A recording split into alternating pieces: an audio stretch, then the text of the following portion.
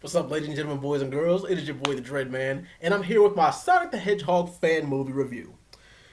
Now, I enjoyed myself during this movie. This movie did exactly what it was supposed to do for me, just to get down to the nitty gritty. Now, I was kind of like everybody else who, when they first seen the original movie trailer back in spring of 2019, everybody had the oh hell no reaction for the first design of Sonic, myself included. But while I might not have liked the design, I think I was pretty much one of the only few people who was like, hey, the character design might not be that good, but the story and the action might. So I was one of the few people who, when they seen the initial trailer, I was like, come on, give it a chance. And then they came out with the character redesign, which the fans would have rioted if they did not do that. I'm glad they did it. I mean, because I mentioned this in one of my other videos. Like, that's how you know that this generation is spoiled to the point where fans give so much of a damn and they raise so much hell to the point where the movie studios and the producers, they say, okay, we hear you. We're going to go back and fix it.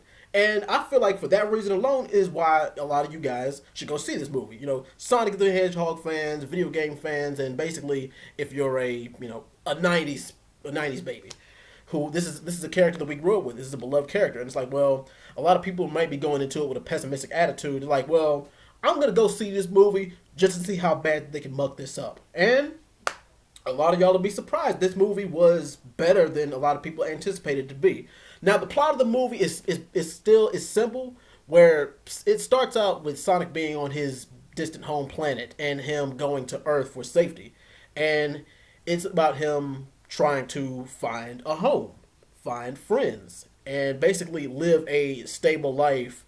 Well, I don't know how much of a stable life you can live when you're a blue anthropomorphic hedgehog with super speed, but nonetheless.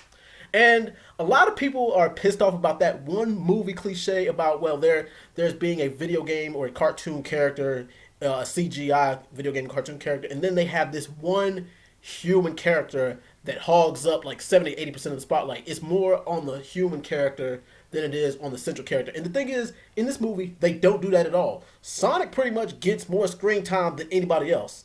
That and the show stealer, Jim Carrey's Dr. Robotnik.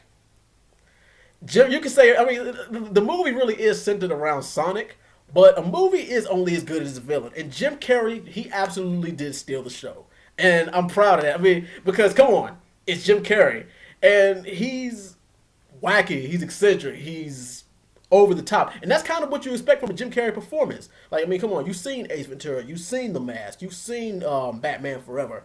It's like, you get vintage Jim Carrey for this. Now, does this movie have any faults? There's a couple of little there's a couple of little dry spots in the movie. There's a couple of little unnecessary characters. But the thing is, all that gets trumped by the fan service. I mean, come on, you get the Green Hill Zone, you get the soundtracks, you get and you get the little meta references and everything. Like even like this is a minor spoilers here, but there's this little shot at Mario. I'm not gonna really get. I mean, the thing is, when you see it, you'll get it. But like I said, there's not really too much wrong with this movie. I mean, it's a Sonic the Hedgehog movie. It's a movie based on a beloved video game character from the '90s. What you see is what you were gonna get. And I feel like if you give this movie a bad review, and you'll be doing it just from a critical standpoint instead of, like, this is one of those movies where you don't really analyze it to death. It's not one of those movies where you're looking for the 5-star acting, you're not looking for the theatrical performances, you're not looking for, that's not what this movie's about. This is a fun movie with fan service for video game fans and 90s babies. That's pretty much who this movie is catered towards. And the thing is, if you don't look past that, then you will be pleased with the movie. So, action, I would give it a 9. Special effects, I would give it a 10. The acting, give it an 8. The story, I'll give the story maybe a 6.5, 7. Like, the story, like I said, the main story is kind of a copy and paste. You can pretty much apply the story to anything. But, overall, I would give Sonic the Hedgehog an 8 out of 10. I went into this thinking that I was going to give this movie a 6 out of 10, maybe a 6.5 at best. But no, I would give this movie a solid 8.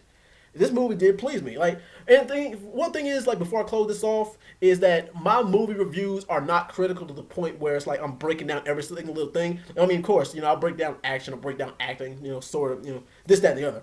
But I rate movies based on what they do for me and based off of what I look for. If it does that, then I give it a good grade. If it does not do that, I give it a bad grade. Oh yeah. Also, there are 2 mid-credit scenes, so stay after both of them. But anyway, for people who saw this movie, what did you think of it? Did you like it? Did you not? And also, I mentioned this in another video. How would you guys feel about a Super Smash Brothers cinematic universe? They have all the pieces. They pretty much have a blueprint to make a Super Smash Brothers cinematic universe. But anyway, I'm out, guys. You guys have a good evening, and I will talk to you in the next video. Peace!